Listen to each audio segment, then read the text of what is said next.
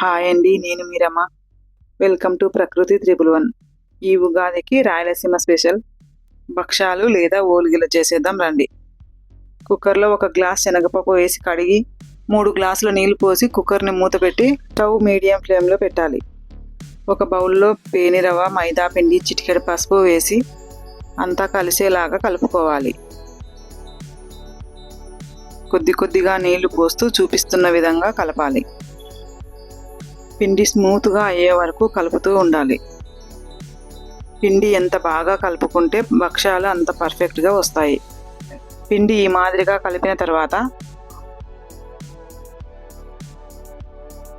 2 స్పూన్ల ఆయిల్ వేసి బాగా కలిసేలాగా కలుపుకోవాలి. కలిపిన తర్వాత పిండి స్మూత్గా వచ్చేలాగా చూసుకోవాలి.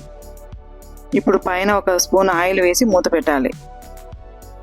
ఇప్పుడు ఒక మిక్సీ జార్ తీసుకొని 1 టీ స్పూన్ సోంపు, 1 ఇంచు శొంఠి, 2 యాలకులు వేసి మిక్సీకి వేసుకోవాలి. కుక్కర్ 2 విజిల్లు వచ్చిన తర్వాత స్టవ్ బంద్ చేసుకోండి. ఇప్పుడు కుక్కర్ మూత తీసి పప్పు ఈ విధంగా ఉడికిన తర్వాత వంచేసుకోవాలి. ముందు ఏ గ్లాస్తో అయితే శనగపప్పు తీసుకున్నామో ఇప్పుడు అదే గ్లాస్తో సన్నగా తరిగిన బెల్లం వేయాలి. వేసి బాగా కలిపి ఇప్పుడు స్టవ్ వెలిగించుకోవాలి. ముందుగా మిక్సీకి వేసుకున్న పొడి వేసి కలపాలి. సిమ్లో 5 నిమిషాలు మగ్గిన తర్వాత స్టవ్ ఆఫ్ చేసుకోవాలి.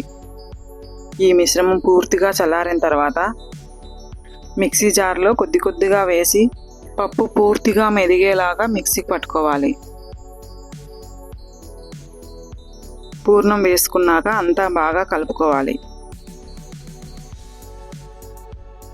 ఇప్పుడు ఈ పూర్ణాన్ని చూపిస్తున్న విధంగా రౌండ్గా అన్నీ ఒకే సైజు ఉండలుగా తయారు చేసుకోవాలి.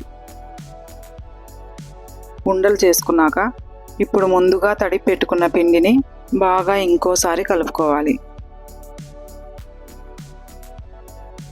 ఇప్పుడు భక్షాల కవర్ తీసుకొని దానికి బాగా ఆయిల్ పూసి చూపిస్తున్న విధంగా పిండి ముద్దను తీసుకొని వెడల్పుగా అనాలి. దాంట్లో పూర్ణం ముద్ద పెట్టుకొని చుట్టూ ఉన్న పిండితో పూర్ణం ముద్దని కవర్ చేసుకోవాలి.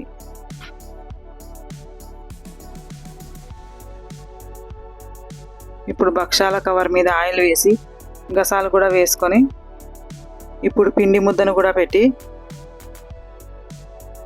పిండి మీద పాలిథిన్ కవర్ మూసి చూపిస్తున్న విధంగా నెమ్మదిగా భక్షం పెద్దగా వెడల్పుగా వచ్చే వరకు చేత్తో జరుపుతూ ఉండాలి. నేనైతే వీడియోని ఫాస్ట్ ఫార్వర్డ్లో పెట్టాను, మీరు నెమ్మదిగా చేసుకోండి.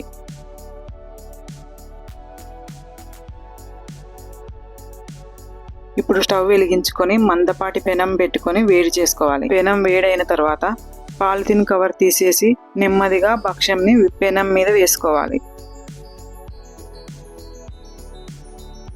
ఒక సైడు కాలిన తర్వాత జాగ్రత్తగా తిప్పుకోవాలి.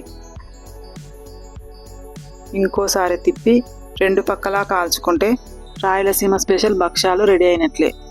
ఈ ఉగాదికి ట్రై చేసి మీ ఇంట్లో ఎలా వచ్చాయో కామెంట్ చేయండి.